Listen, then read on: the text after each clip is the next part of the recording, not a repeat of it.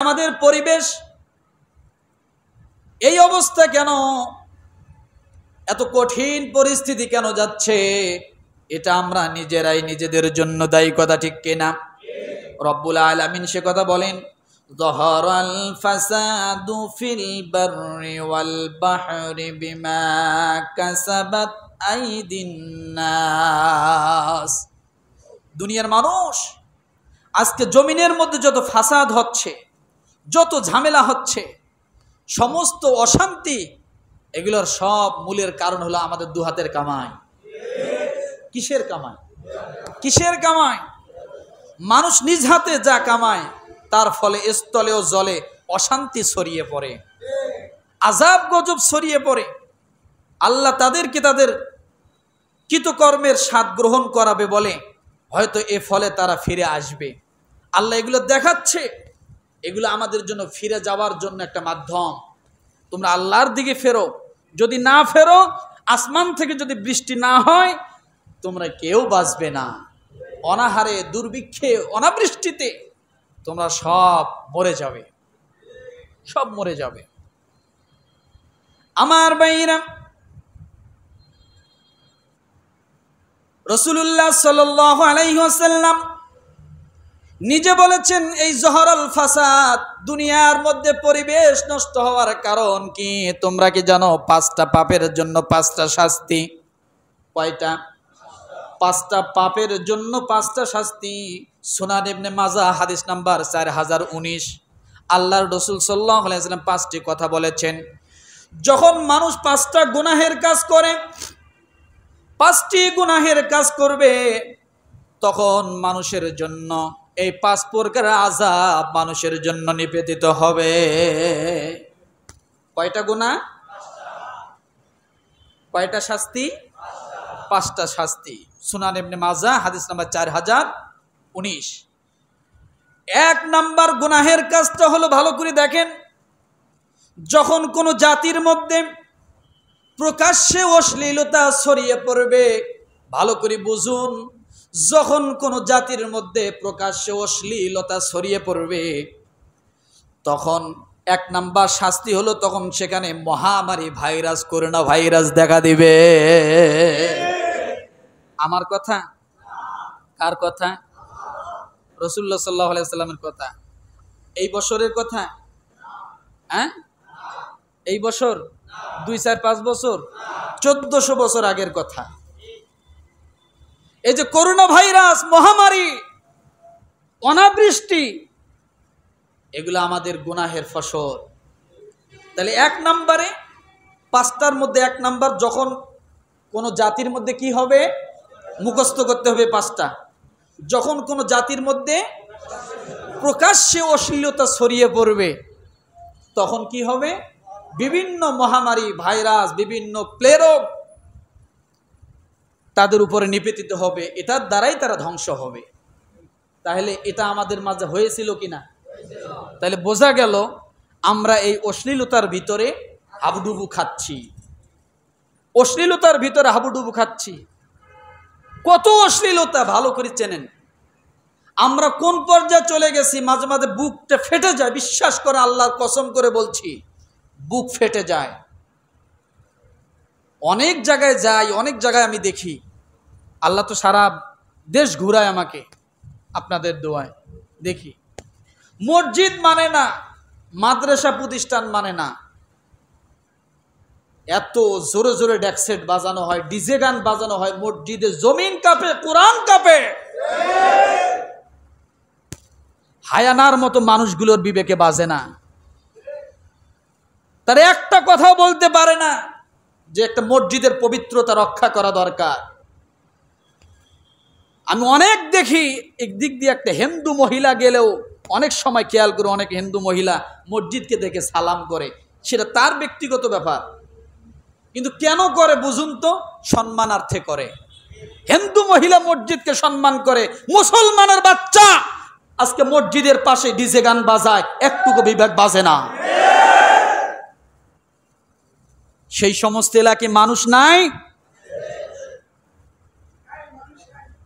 সেই সমস্ত এলাকায় মানুষ নাই। আল্লাহর কাঠগড়ে একদিন দাঁড়াতে হবে, কবরে যাইতে হবে, মসজিদ একদিন আপনার বিরুদ্ধে সাক্ষী দিবে। মসজিদে কোরআন আছে, আপনার ডিজে গানে মসজিদ কাফে। এগুলো বন্ধ করা দরকার। নীতিবাচক লোক নাই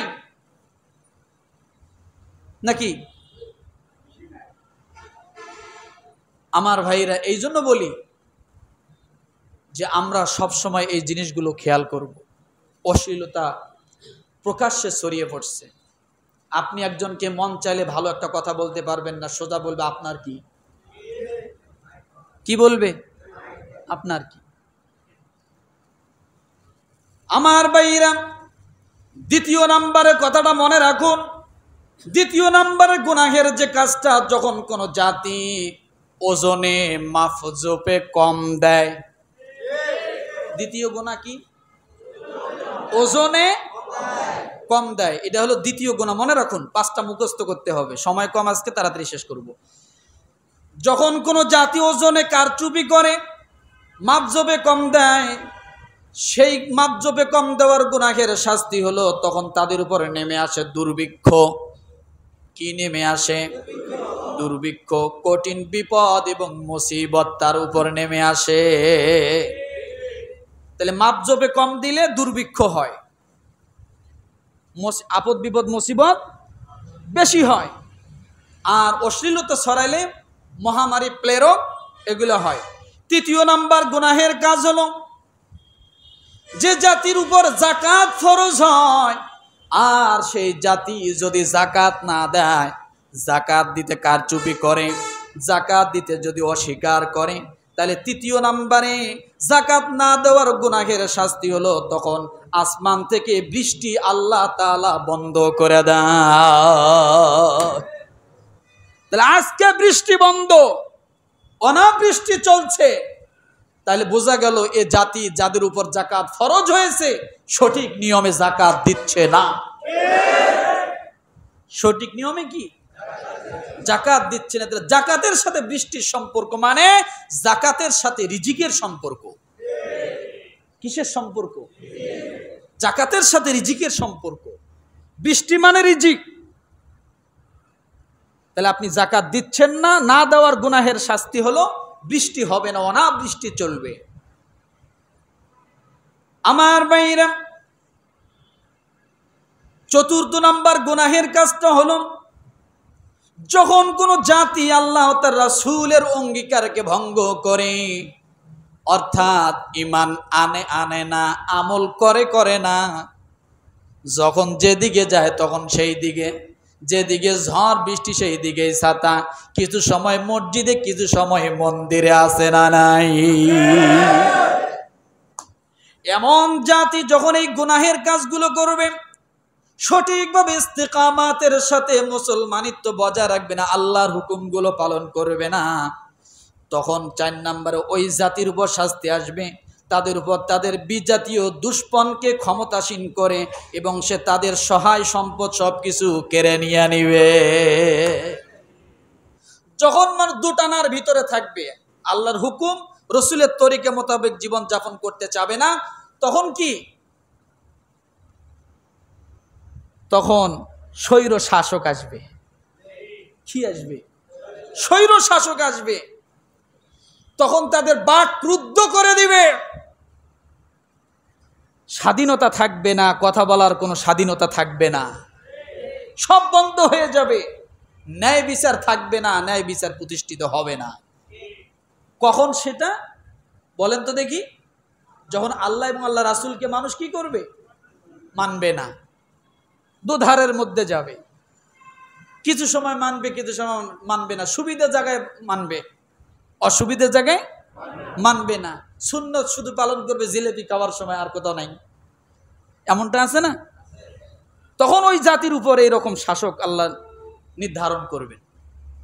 5 নম্বরে গুনাহের কাজ হলো, যখন তোমাদের শাসক বর্গ আল্লাহর কিতাব মোতাবেক ফয়সালা করবে না, আল্লাহর হুকুম মোতাবেক ফয়সালা করবে না, আল্লাহর হুকুম মোতাবেক জীবন যাপন করবে না, মুসলমানের শত্রু হবে, দাদা বাবুদের বন্ধু হয়ে যাবে।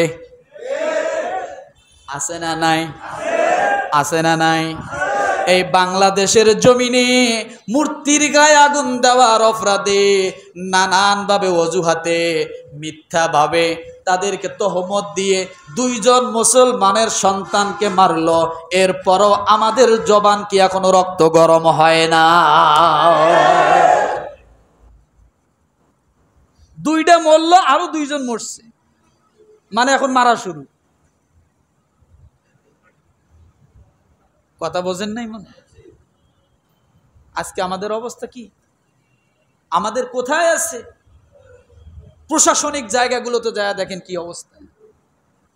আমরা মুসলমান, আমাদের কথার থেকে অন্যদের কথার দাম বেশি আছে, কারণ সেখানে প্রতিটা মাথায় মাথায় গোড়ায় গোড়ায় ওই রকম ফিট করা আছে মূর্তি। কি ফিট করা? মূর্তি ফিট করা আছে। আমার ভাইরা, এই গুনাহের কাজ যখন মানুষগুলো করবে, তখন আল্লাহ তাদের পরস্পরের মধ্যে যুদ্ধ বাঁধিয়ে দিবেন। কি বাঁধিয়ে দিবেন? যুদ্ধ বাঁধিয়ে দিবেন। তাদের মধ্যে নানান ঝামেলা সৃষ্টি হয়ে যাবে। এই জন্য 5টা গুনাহ এবং 5টা শাস্তি। আল্লাহ যেন এই 5টা গুনাহ থেকে আমাদেরকে হেফাজত করে নেয়, বলি আমি।